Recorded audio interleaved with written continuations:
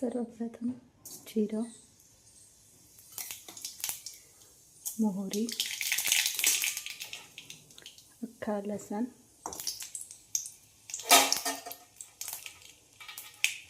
लाल मिरच्याची, आलूची चटणी बनवते म्हणून लाल मिरच्या,